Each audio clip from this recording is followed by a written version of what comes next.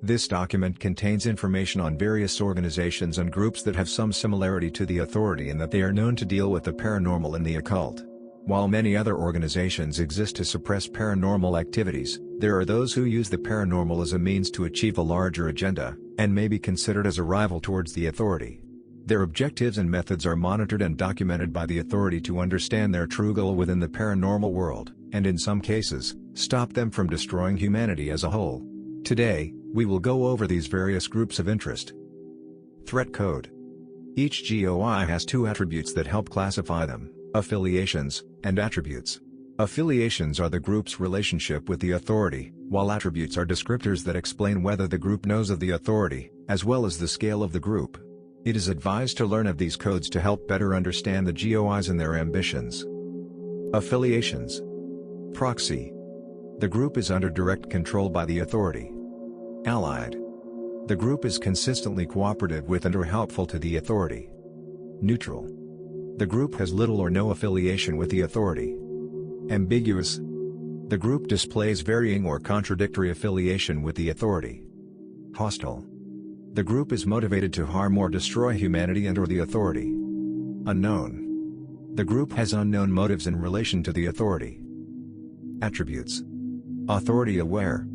The group is aware of the existence of the authority. Veiled. The group is unaware of the existence of the anomalous. Unveiled. The group is aware of the existence of the anomalous. Seeker. The group actively collects anomalies. Sculptor. The group is capable of creating anomalies. Structured. The group has a defined, hierarchical structure. Fractured. The group does not have a defined, hierarchical structure. Multinational. The group spans multiple nations. National. The group exists within a single nation. Local. The group only exists within a small, localized area or areas. Now that you are aware of the threat code, we can now look into the GOIs. Church of Malthus. Some see the medical progress of the human species over the past millennia, and increases in both length and quality of life, as a failing of modern life rather than a strength. Some even believe that it is the responsibility of humanity to self-correct and evolve further. The Church of Malthus is such a society of biologists and radicals from many scientific fields united under the idea that if it is to continue and thrive, humanity requires progress forced upon itself, whether through catastrophic events, large-scale genetic manipulation, or the culling of hereditarily weak populations. They have worked tirelessly to acquire anomalous objects and engineer events capable of eliminating or irrevocably altering vast amounts of the global population in order to accomplish their objectives. The authority considers this organization a major threat to its business, objectives, and by extension to humanity as a whole. As such, the authority has deemed it necessary that any Malthus personnel be captured or shot on sight, and has abandoned any concentrated attempts to negotiate or treat with them. Amazing Company. Similar to many bootleg companies based out of developing nations, Amazing Company is a company that produces miscellaneous off-brand commercial products ranging from food items to musical instruments and children's toys. These items invariably possess anomalous properties and, more often than not, pose a threat to both the user and those around them. The packaging of Amazing Company products often resemble well-known brands, even to the extent of copying mascots and slogans. The only consistent marker of their products is the Amazing Company logo, which has been confirmed to be a mimetic agent with the effect of enticing those who look at it to purchase the associated product despite their better judgment. The country of origin of Amazing Company cannot be presently determined. Manufactories suspected of being connected to the group have been discovered on every continent save Antarctica.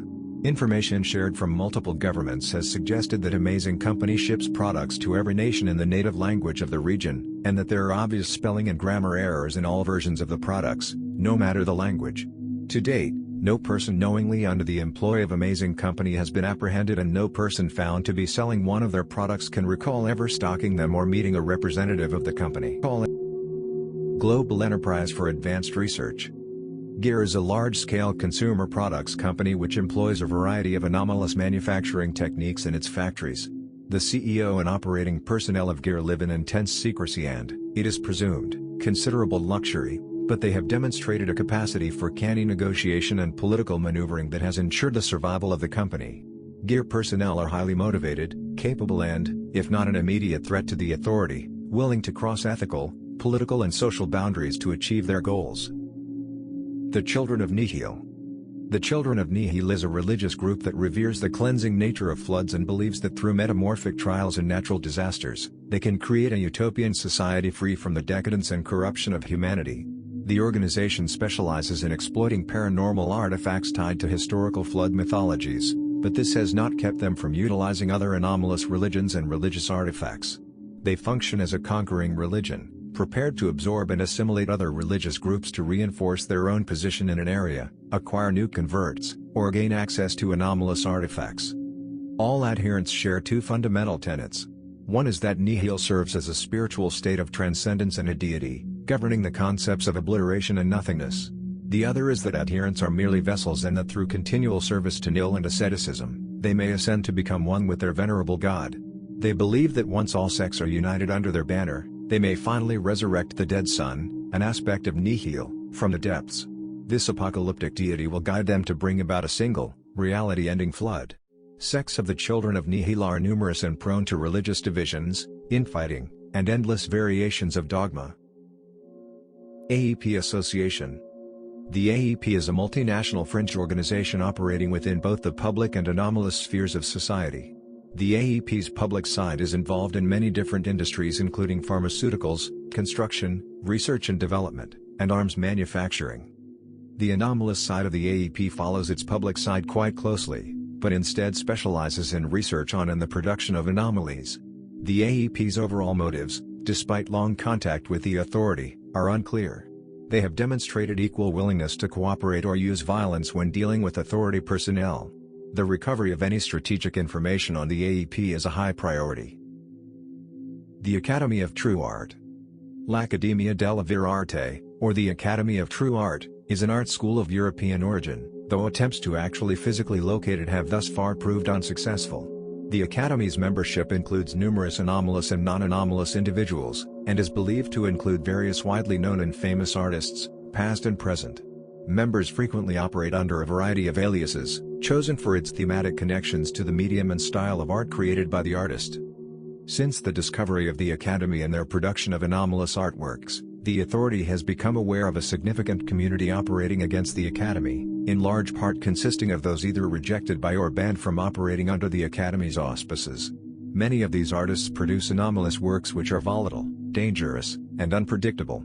The Academy has been compliant in providing information leading to the capture of the artists and the containment of their works, and has made it clear that such works go against the Academy's goals of creating anomalous art without disrupting the fabric of society. The Academy's main goal is the promulgation of low-level anomalous artworks. They have consistently operated under the slogan "Reality is our canvas" throughout their recorded history, and tend to produce anomalies which involve novel but non-harmful physics or reality alteration hazards. While the capture and interrogation of members of the Academy is of moderate priority to the authority, their continued cooperation in identifying rogue elements must be kept in mind. Rejected or former Academy members are high-priority capture targets, especially if they have, or are in the process of, producing anomalous artwork. Righteous Central Protection Authority. The Righteous Centralized Protection Authority, also known as the Authoritarians, is an alternate timeline iteration of the authority that has openly seized control of their world. Initially motivated by the desire to protect humanity more completely and efficiently, they have long grown corrupted and arrogant in their dominance. Embracing the use of the anomalous to their own ends, the RCPA's ethos of justice has been twisted into a creed that demonizes rogue anomalies and dissidents indiscriminately together as villains. Recently, certain links between the RCPA timeline and our own have opened. Their presence in our world has been actively combated, as their creed of justice and utter lack of subtlety are antitheses to our authority. The RCPA hires or creates anomalous persons on a wide scale to enforce its rule. Known as protectors, many are idolized in state propaganda. While most protectors combat rogue and destructive anomalies, often more powerful than counterparts in our timeline, due to the open and widely available nature of the anomalous, others aid their ASF in suppressing various local insurgencies against the global power of the authority. The Remnants. The Remnants are a fractured iteration of the authority from a timeline where reality wavered for one unexplained moment, dubbed the Alpha Trigger, causing a single universe-wide calamity and a subsequent cascade of new anomalies. Unable to keep the public veil of normalcy, and facing widespread containment breaches of catastrophic levels, The authority chain of command has broken down and left only splinters and shadows to continue their work. Immediately the priority became to evacuate all citizens they could to another timeline, and with their evacuation, their problems are quickly becoming the problems of the baseline authority. Very little is known about the current state of the remnant world, and all reliable information has been compiled for further research. Kabushiki Kawaii. Kabushiki Kawaii is an underground, black market company which specializes in humanoid anomalies. The company's main focus is the creation, training, and sales of these anomalies, selling them as servants to wealthy customers or corporations. Kabushiki Kawaii is known for its ability to create anomalous humanoids, which are primarily sold into the sex trade. These anomalous humanoids, primarily females, are the company's biggest export, who through a combination of genetic manipulation, brainwashing, and intimidation are often groomed to act as an individual's ideal sex slave or servant, depending on what is specified by the customer. The exact method that Kabushiki uses to create these products is unknown, but it is implied to be a mixture of biological science and anomalous technology. The reach of Kabushiki's genetic manipulation extends beyond the ability to create humanoid anomalies, but the company focuses on humanoids due to their popularity. Although the main storefronts of Kabushiki Kawaii are known to reside somewhere in Japan, the company has offices, laboratories, and testing centers scattered across the world. Assistance from anomalous items, front companies, and under-the-table dealings are commonly used to prevent discovery.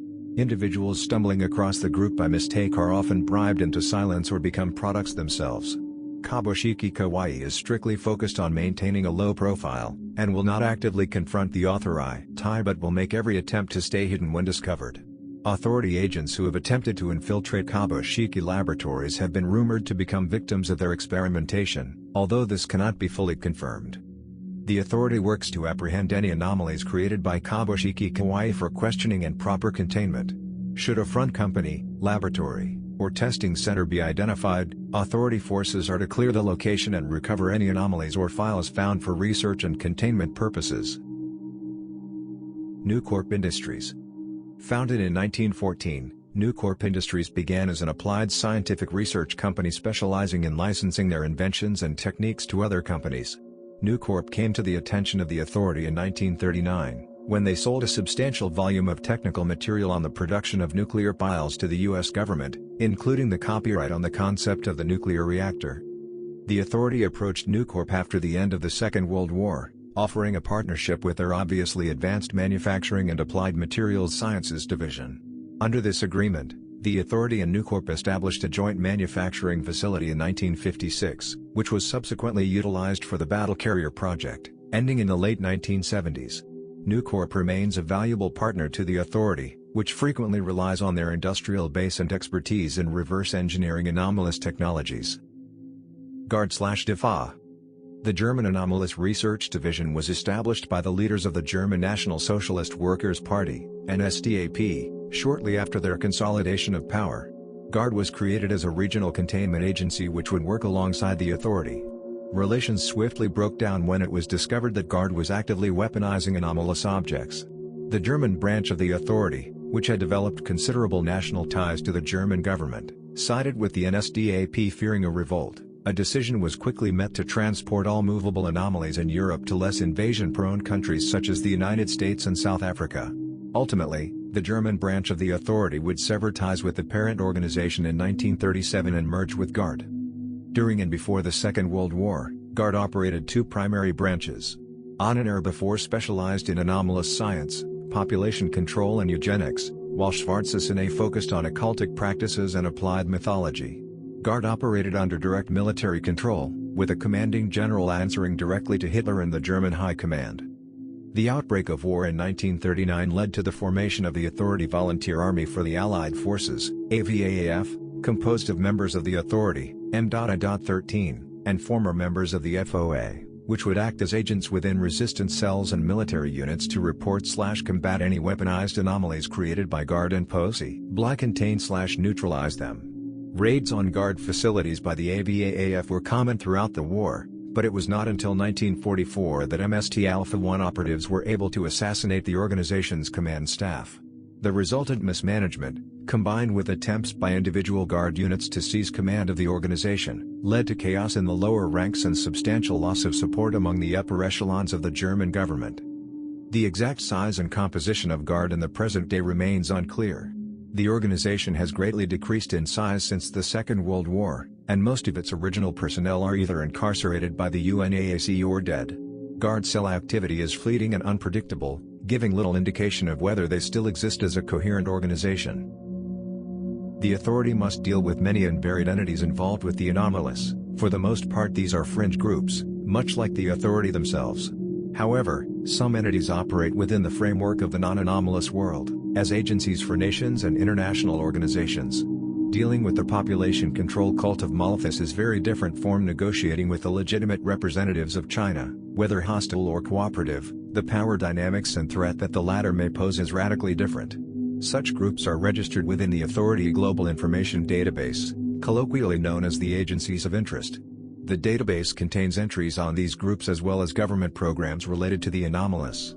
Because of their similarity to groups of interest, they are examined and reviewed under the same threat code. People's Committee for the Acquisition of Anomalous Objects.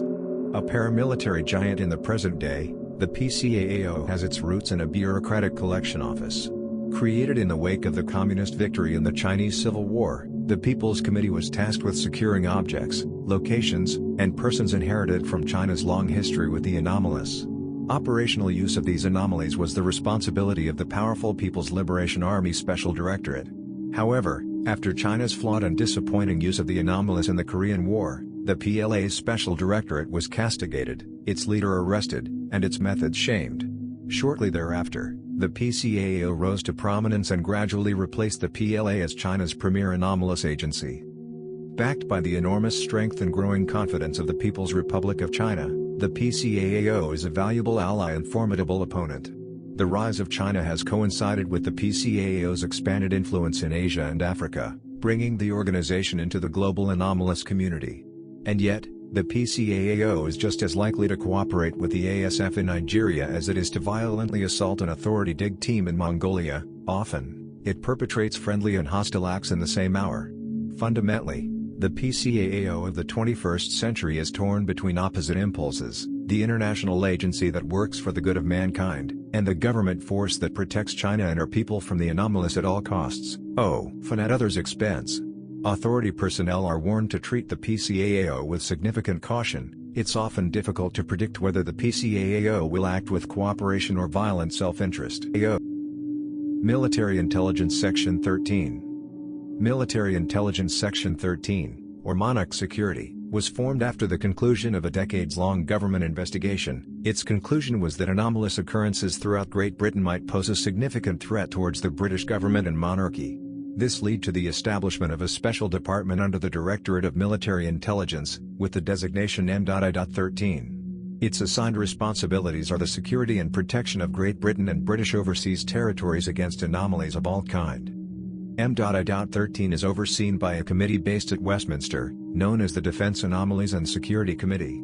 However, the rest of the agency's administrative structure and personnel management are currently unknown, though it is clear that the agency receives significantly greater funding than any other intelligence body in the United Kingdom.